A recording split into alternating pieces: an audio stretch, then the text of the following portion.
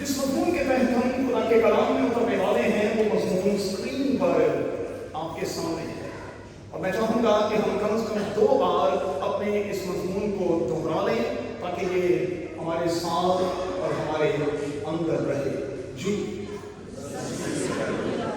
फिर से पढ़ें। ये आज का हमारा मरकजी उन्वान होगा और हम इसी को साथ लिए हुए खुदा के कलाम के इस तलावत करदा हिस्से में उतरेंगे और चंद एक बातें खुदा के कलाम के तालिब इल्म होने के नाते सीखने और फिर समझने की कोशिश करेंगे। लेकिन बेस के तौर पर बुक ऑफ जरमाया के हवाले से चंद एक बातें मैं खुदा का खादिम होने के नाते आपकी खिदमत में रखना चाहता हूँ। यिर्मयाह की किताब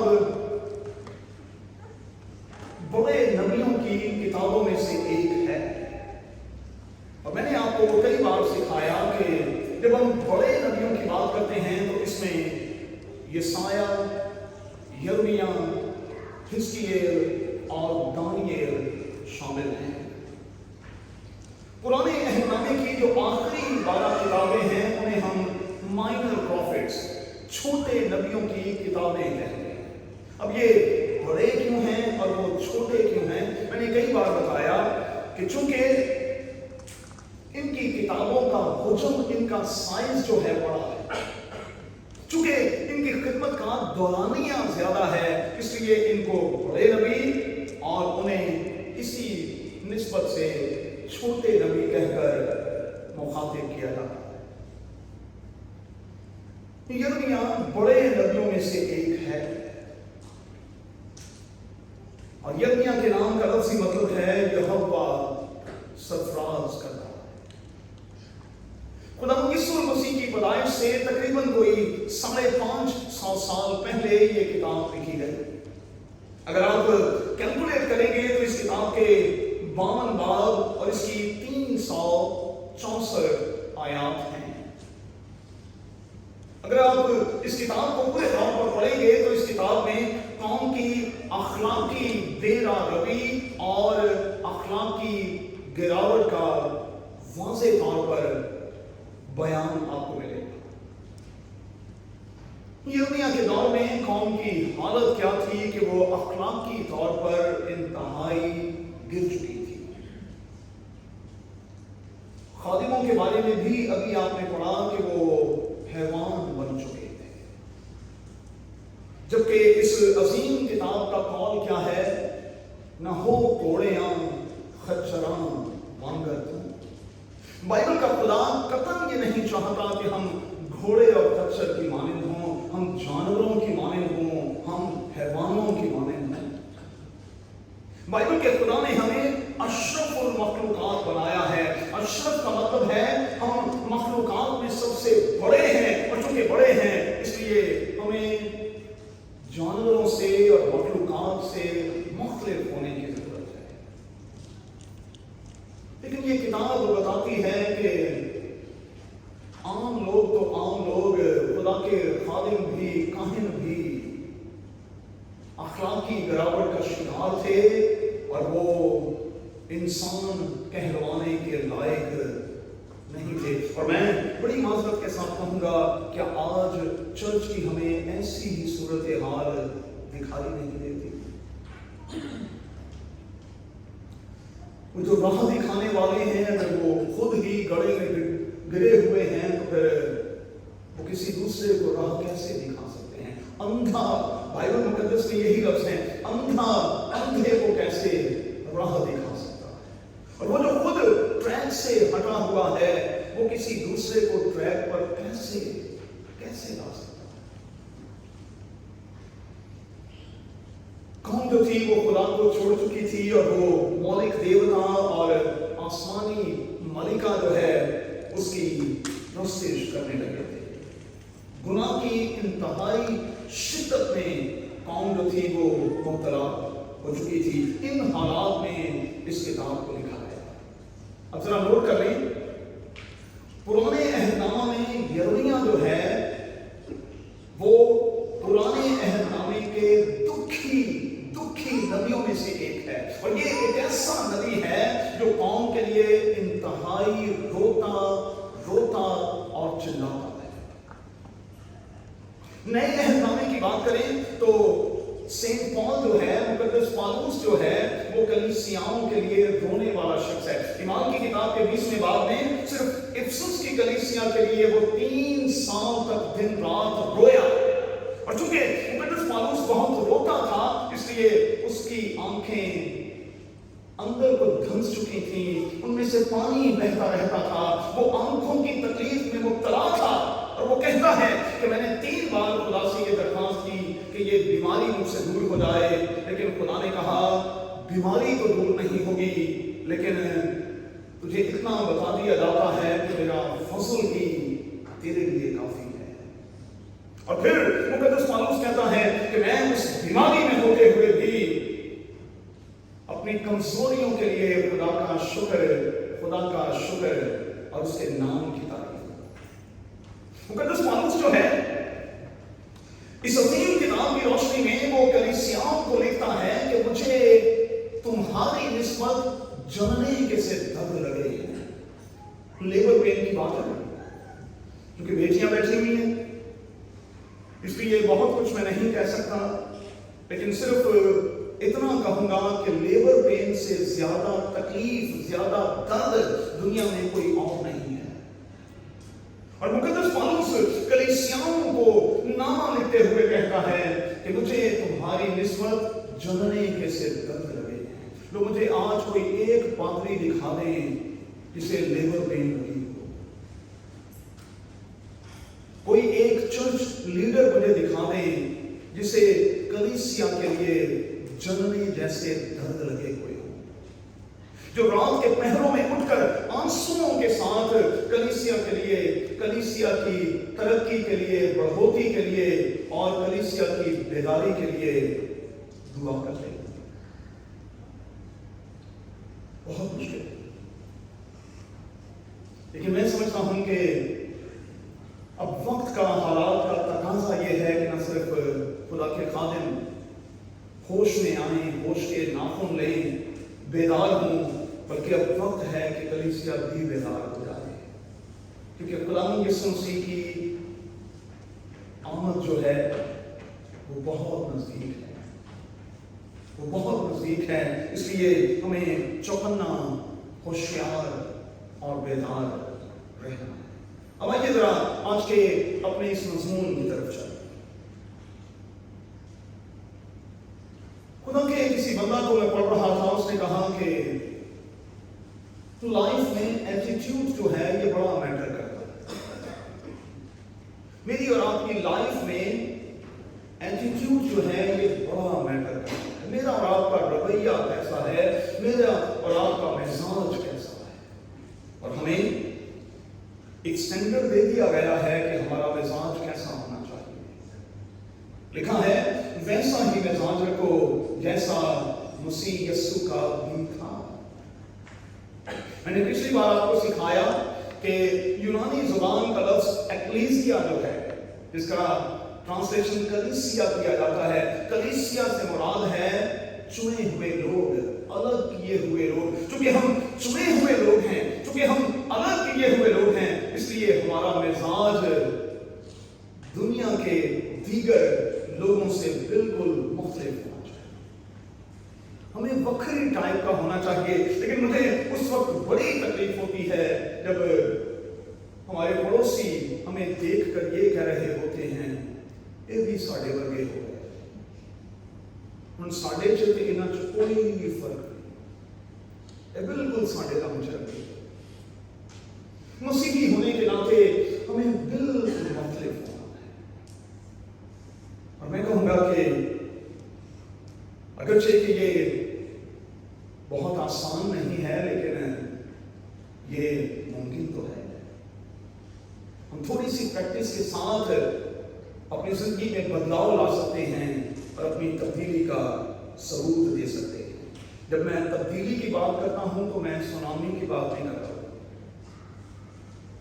सुनामी के रट लगाकर यह कहा गया कि तब्दीली आई, तब्दीली आई, लेकिन सुनामी तो सब कुछ बहा कर ले गए। मैं दिल की तब्दीली की बात कर रहा हूं। اور ہمیں یہاں سے تبدیل ہونا ہے، اور جب تک ہم یہاں سے تبدیل نہیں ہوتے بات نہیں۔ چلیں جلدی کے ساتھ آگے بڑھیں۔ کچھ سال پہلے دنیا میں ایک سروے کیا گیا، مختلف بیماریوں کے حوالے سے ریسرچ کی گئی، اور پھر یہ ریسرچ اس نتیجے پر پہنچی کہ اس دنیا میں، یہ جو 8.25 ارب کی دنیا ہے، اس دنیا میں ہر چوتھا شخص جو ہے وہ کسی نہ کسی بیماری کا شکار ہے۔ اس دنیا میں ہر چوتھا شخص جو ہے، چاہے وہ مانے چاہے وہ نہ مانے، چاہے اسے اس بات کا علم ہو چاہے نہ ہو، لیکن وہ کسی نہ کسی بیماری میں مبتلا ضرور ہے۔ اور پھر سائلنٹلی یہ بیماری جو ہے وہ بڑھتی چلی جاتی ہے، اور اسی کے کارن کئی بار لوگوں کو اسٹروک ہو جاتا ہے، اسی کے کارن لوگ ہارٹ اٹیک کا شکار ہوتے ہیں، اسی کے کارن لوگ ہارٹ فیلئر میں چلے جاتے ہیں، اسی کے کارن لوگ کڈنی فیلئر میں چلے جاتے ہیں۔ کچھ لوگوں کو پتہ ہی نہیں ہوتا کہ ان کے اندر کیا پل رہا ہے، اور پھر ایک دم سے چیزیں باہر آتی ہیں اور ڈاکٹرز بتا دیتے ہیں کہ آپ کو کینسر ہے۔ اور بائبل مقدس میں گناہ جو ہے اس کو کینسر سے تشبیہ دی گئی ہے۔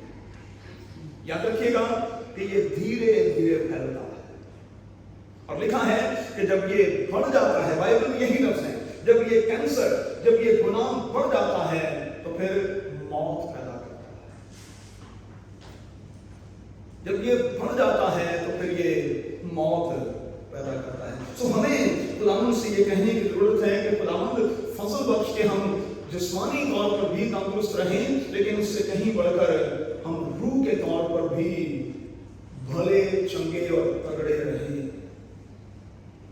اچھا، کچھ لوگ تو یہ ماننے کو تیار ہی نہیں کہ چلو مانا آپ جسمانی طور پر بالکل فٹ فاٹ ہیں، ممکن ہے کہ جسمانی طور پر آپ کو کوئی بیماری نہیں ہے، لیکن آپ کیسے انکار کریں گے کہ آپ روحانی طور پر بیمار ہیں؟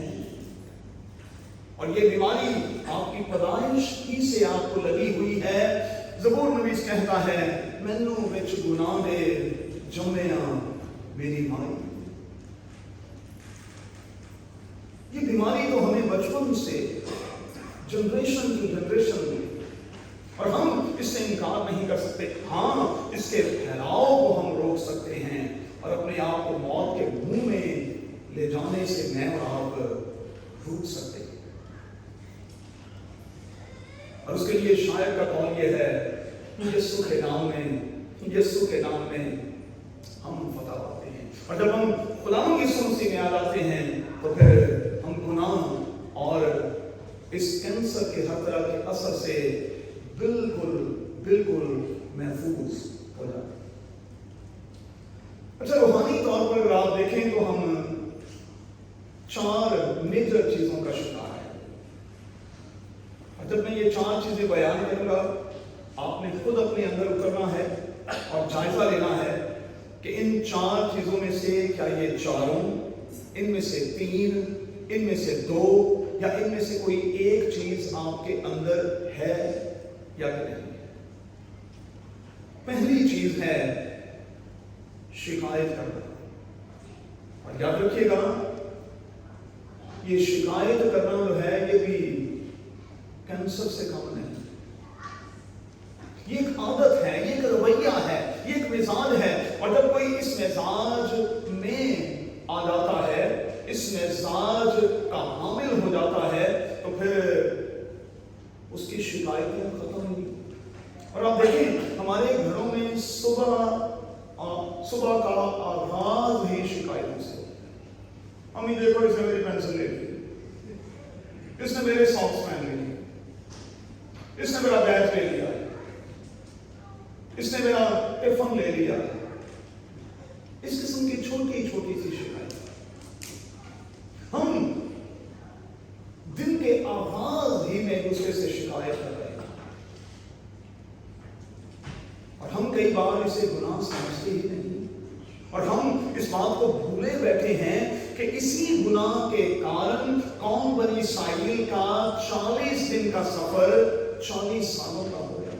हमें तब से नहीं आता, ना अपने पर ना अपने बच्चों पर। सुबह ही से शिकायतों के पुल हम खड़े कर देते हैं, और फिर हम कहते हैं कि हमारा दिन बड़ा अच्छा सा हो गया। कैसे?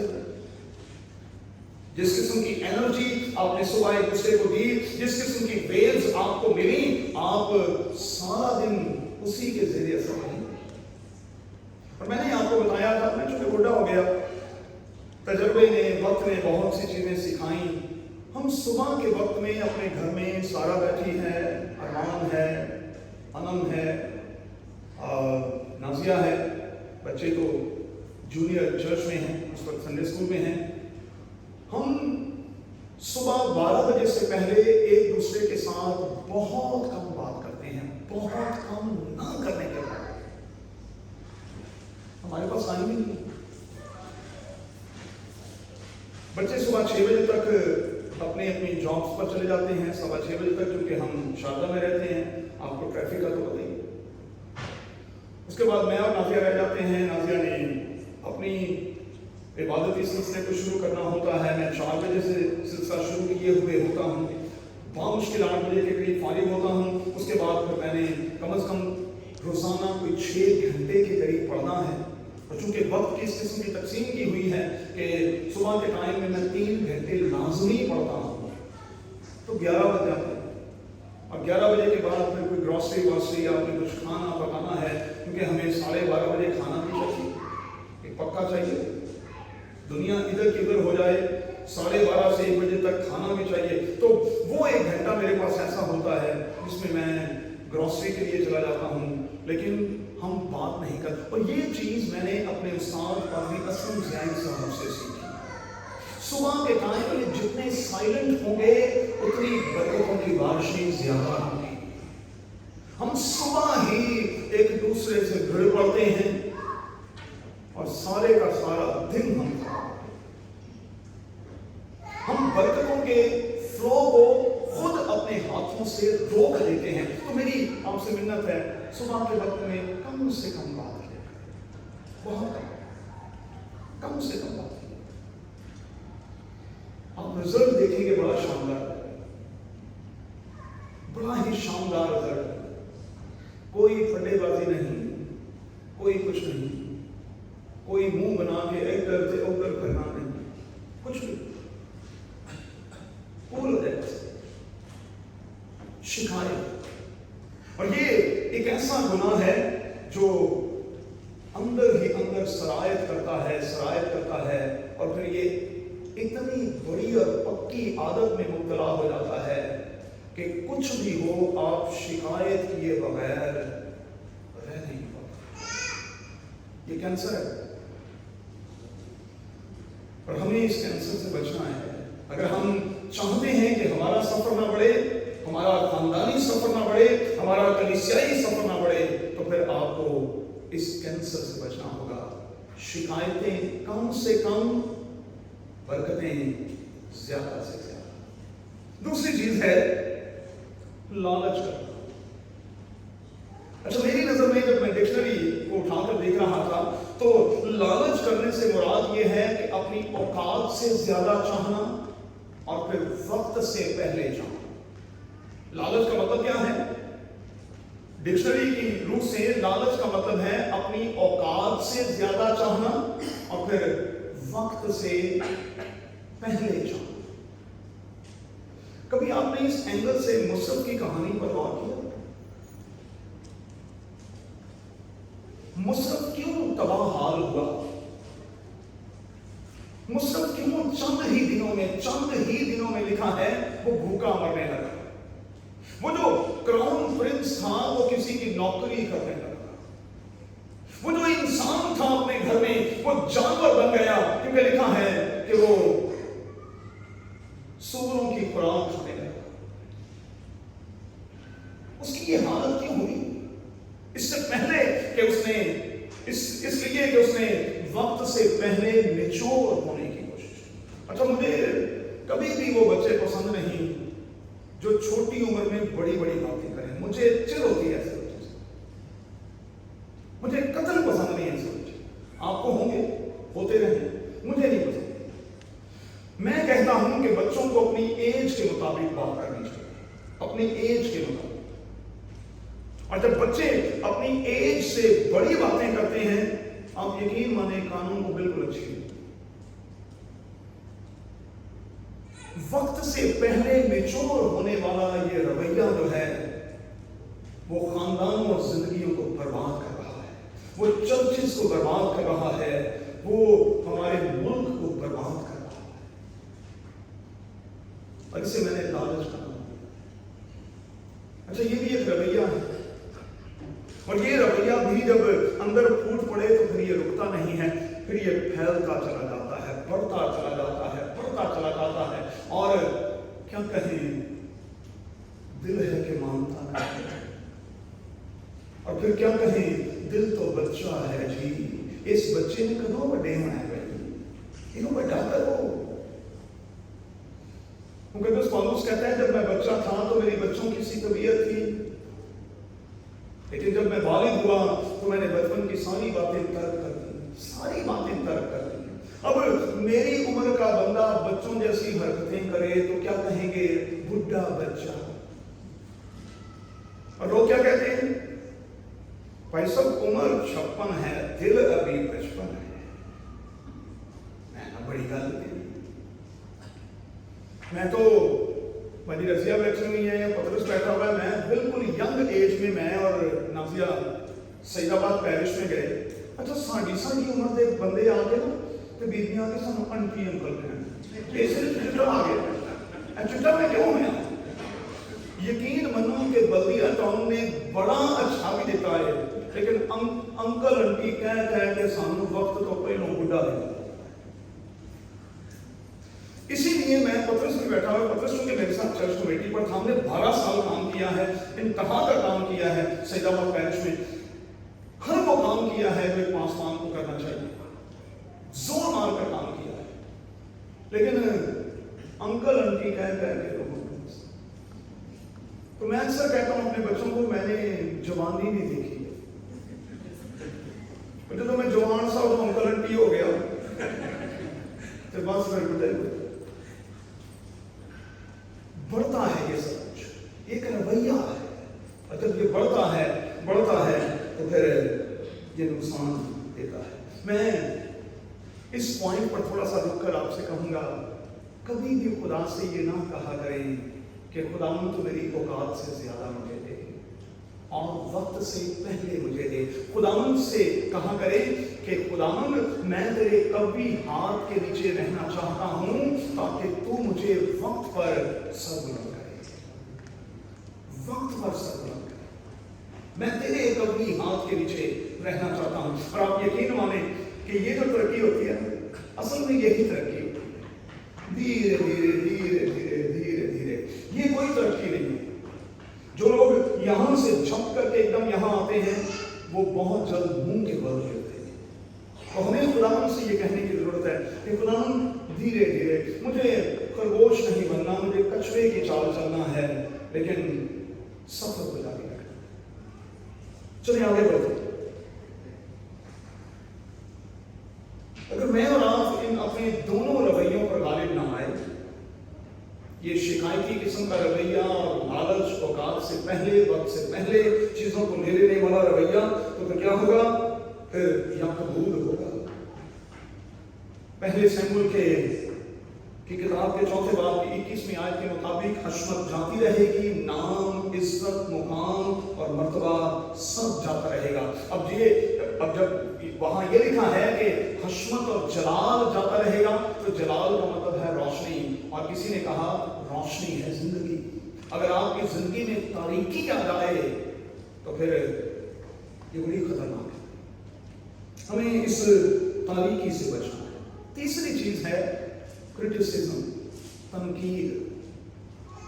ہم تنقید بڑی کرتے ہیں۔ اچھا، یہ بھی کر رہی ہے، اس کو پنجابی میں کہتے ہیں ہر کام میں کیڑے نکالنے.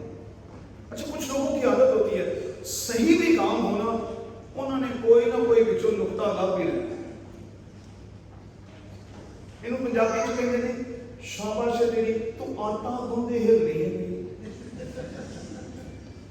ہوں بندہ پوچھے پہ ہلن تو بغیر آٹا گنیا جاتا ہے گن کے وہاں ہاں جی تو مشین نے آتی ہے کہ وہ رہتا ہے آٹا جو ہے وہ ہلے بغیر آپ کیسے نہیں گن لیں گے. تو کچھ لوگوں کی عادت ہے انہوں نے کوئی نہ کوئی نقطہ نکال ہی لینا کوئی نہ کوئی. ہماری بہت سی مائیں بیٹیاں جب لڑکی دیکھنے کے لیے جاتی ہیں بڑے بڑے شغل ہوتے ہیں. جب وہ واپس آتی ہیں ان سے آ کر پوچھیں کہ پسند آئی ہے بیٹی کہتے نہیں پیسہ سب ٹھیک ہے خدا کا بڑا شکر ہے گھر بھی بڑا سونا ہے گھر بوا بھی بڑا اچھا بنایا نے بس کوڑی دینا دن بچے.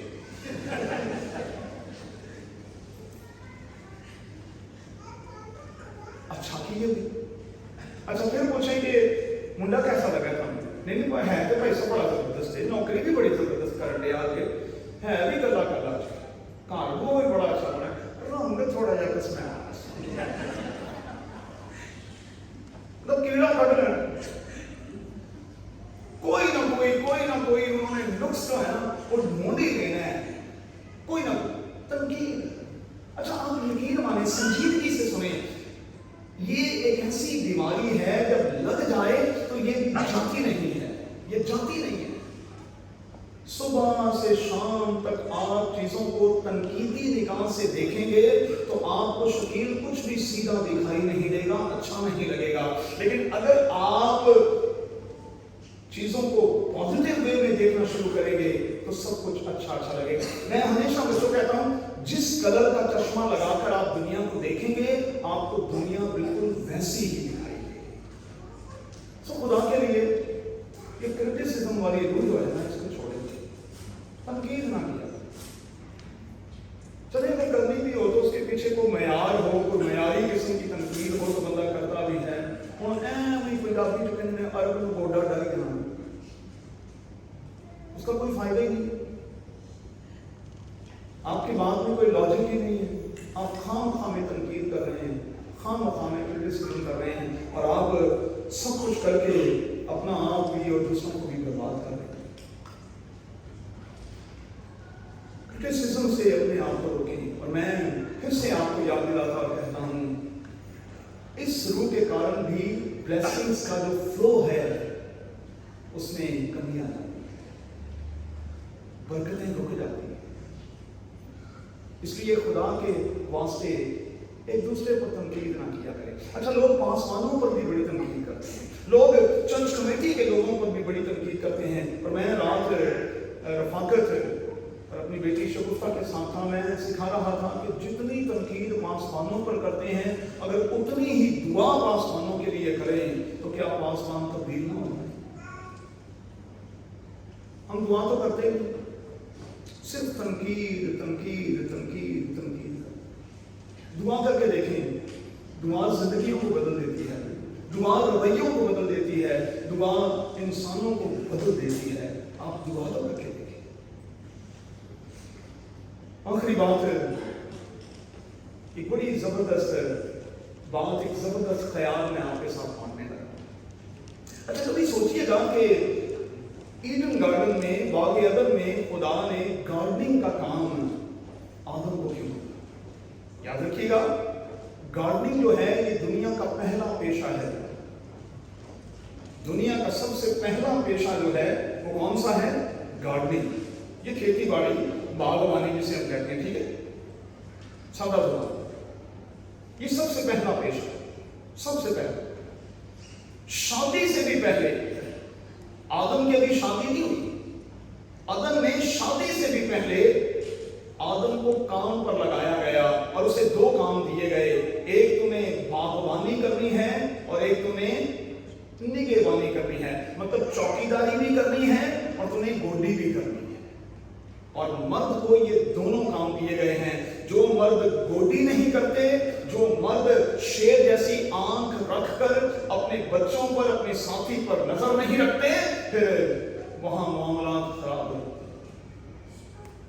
आपने ये दोनों काम करने हैं, आपने चौकीदारी भी करनी है, खुदा की तरफ से आपको कर रहे हैं, ये काम आपको दिया गया है, आपने चौकीदारी भी करनी है और आपने गार्डनिंग भी करनी है। अब जरा वहां से सुनिए, आपको बरकत मिलेगी। गार्डनर करता क्या है, बागबान करता क्या है? एक तो वो हमेशा जिस जगह पर पौधा लगा हो उस जगह को क्लियर करता रहता है, साफ करता है। वो कोशिश करता है कि उस पौधे के इर्द गिर्द किसी किस्म की कोई जड़ी बूटी जन्म ना ले। क्यों? क्योंकि अगर जड़ी बूटी जन्म लेगी तो फिर उस पौधे की खुराक को वो खाना शुरू कर देगी। ध्यान ना सुनने थे मेरे नाम में। तीसरा, गार्डनर करता क्या है? वो पूरी की पूरी निगाह रखता है कि पौधा बढ़ रहा है, नहीं बढ़ रहा, कहीं इसकी तरक्की रुक गई है, और अगर ये रुक गई है तो इसकी वजह क्या है? फिर शायद इसे खाद की जरूरत है, शायद इसे कुछ ज्यादा पानी की जरूरत है, शायद इसे धूप से कुछ बचाने की जरूरत है, जिसकी वजह से ये पौधा बढ़ नहीं रहा, तरक्की नहीं कर रहा। बिल्कुल यही जिम्मेदारी मुझे और आपको दी गई है। खानदानी जिंदगी में ऐसे साइलेंट किस्म के किलर्स जो हैं वो पौधे के इर्द गिर्द मौजूद रहते हैं, और हमें, अगर हम चाहते हैं कि हमारा खानदानी पौधा बढ़े तो फिर हमें निगाह रखनी होगी। उन जड़ी बूटियों को तल्फ करना होगा, उखाड़ कर फेंकना होगा जो उस पौधे के लिए परेशानी का बायस बन रही है। और आज बच्चों के लिए जो सबसे ज्यादा और तकलीफ देने वाली जड़ी बूटी है वो है ये। जब से ये बला दुनिया में आई है, हमें शख्सी जिंदगी में, खानदानी जिंदगी में, मुल्क की जिंदगी में करप्शन बढ़ गई। ये अच्छा भी बहुत है, लेकिन जब इसमें डबल सिम लगा लेते हैं तो ये और अच्छा हो जाता है। बाहर दिया गला बाहर, अंदर दिया गला अंदर, किसी को पता ही नहीं लगती। कई ऐसे भी हैं जिन्होंने 3-3 सिमें डाली। अच्छा, कई बार वो धोखा खा जाते हैं, उनको पता ही नहीं होता कि वो बीवी से बात नहीं कर रहे, किसी और से कर रहे हैं, वो थी पड़े ना। सच्चे मुंह हमेशा पीकर कभी ना तिलकन देंगे, झूठ के पांव नहीं होते और सच को कभी आंच नहीं होती,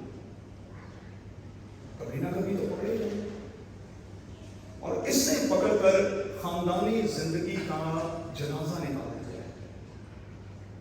तो जितने यहाँ बुजुर्ग बैठे हैं, भाई पतरस हैं, मैं हूँ, हम चूंकि बड़ी उम्र के हैं, बाकी लोग भी यकीनन, आप मुझे बताएं कि जब ये नहीं था कितना सुख, कितना चैन, कितना सुकून था।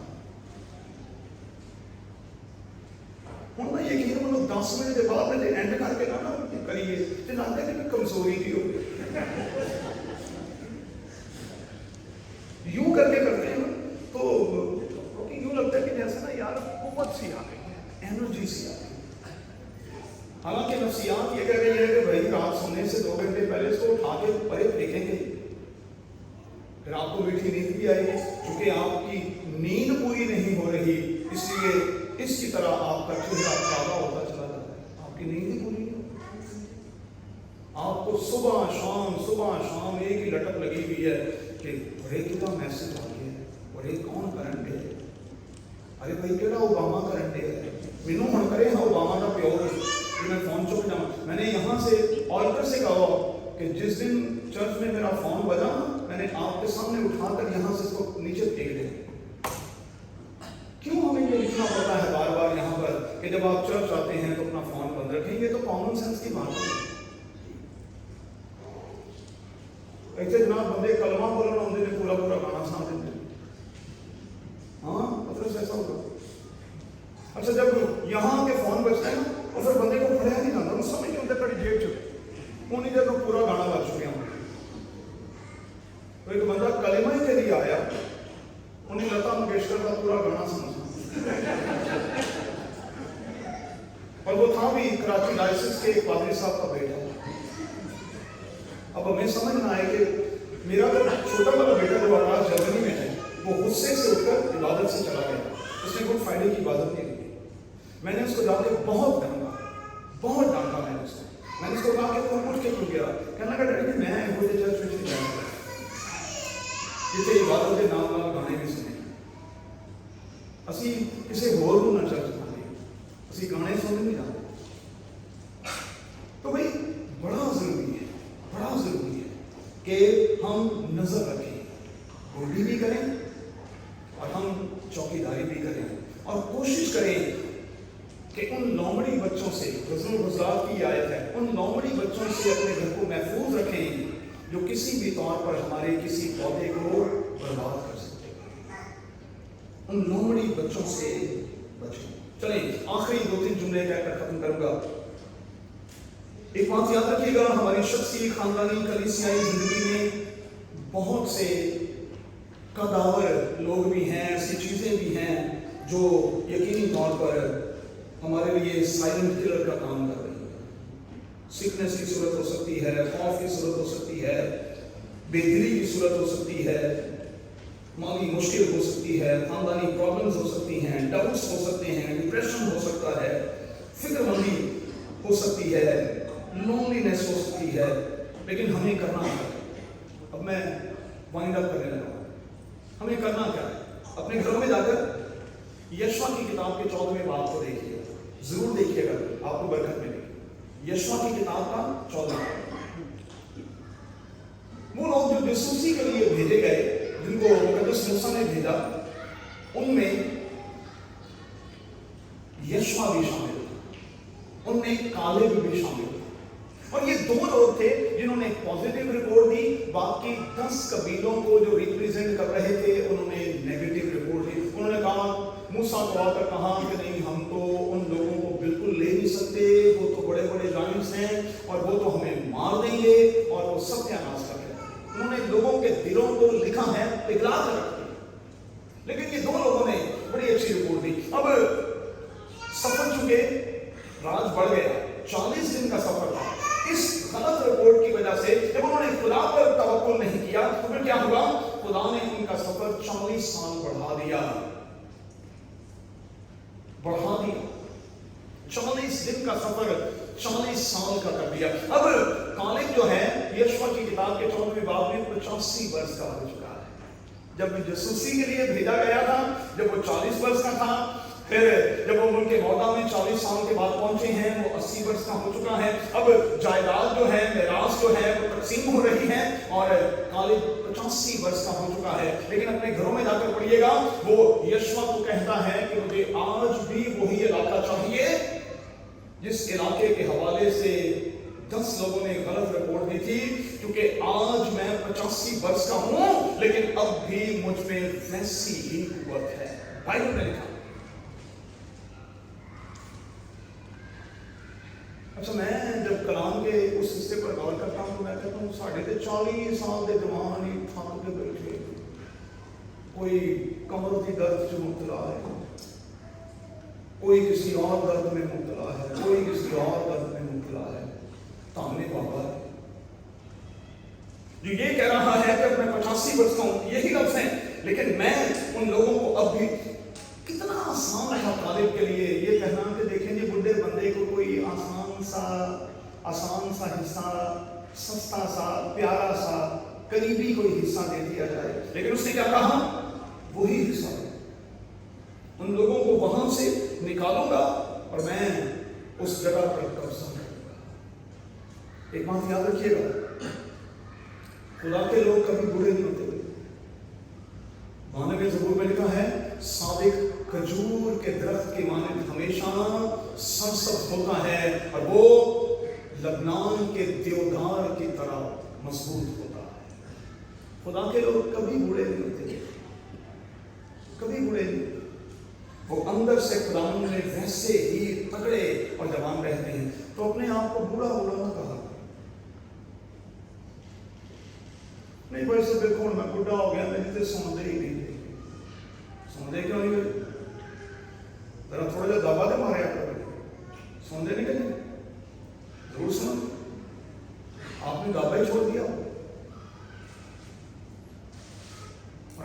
पुराने दौर में तो डब्बे की तो जरूरत ही नहीं थी। पता साहब जैसे ही बाबा जी घर के अंदर दाखिल होते थे तो बस इन्हीं को गल से बाबा जी ने बस इंज करके करना है कि घर दे लोगों ने तीर वांगू सीधे अज कोल सारी रात खांसते रहो, कोई सीधा ही नहीं आंदे ने सुबह में दवाई दारू भी लेके जाओ कि बाबे ने कोई याद। तो क्या लिखा है खुदा के कलाम में?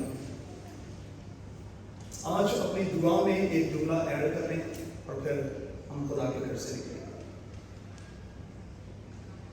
जो हवाला आज तलावत किया गया उसी में से 22वीं आयत आज मेरी और आपकी मरकजी आयत है। आए खुदावंद मुझे तंबीह कर पर अंदाजे से अपने कहर से नहीं।